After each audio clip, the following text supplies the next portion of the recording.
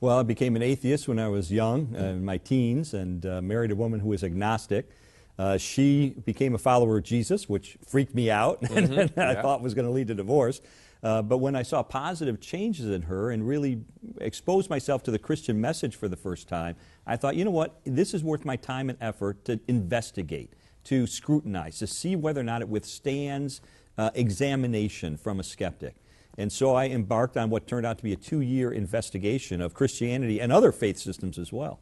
Again, tell them how skeptical you were, though, and how you tracked down evidence, even as the legal editor of the Chicago Tribune. Yeah, I mentioned we used to pride ourselves on being skeptical, and actually had a sign in our newsroom that said, if your mother says she loves you, check it out. In other words, where are the facts? Where's the proof? Where's the evidence? And that was who I was. I mean, you can imagine, John, you put together journalism and law into what kind of a jerk, skeptic that you get. But that's who I was, and it was very natural for me, because this is what I did for a living at the Chicago Tribune. I checked out things to see if they were true. So I would call experts, I'd study archaeology, I'd look at ancient history, I'd go over questions of manuscript evidence and so forth. It was a very natural thing for me to do, but what was different about this, John, it was the biggest story I'd ever pursued. I mean, I'd done some big ones. I'd won some big awards for my investigations, but nothing had as much riding on it as this question of, number one, did Jesus ever claim to be the Son of God?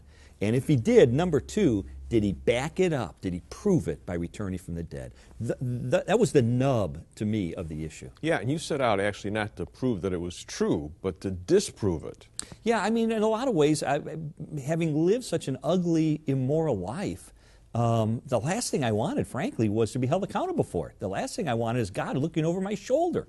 I wanted to do what I wanted to do. I wanted to live the way I wanted to live. And you also realized if you actually believed in Christ, then there'd have to be some changes made.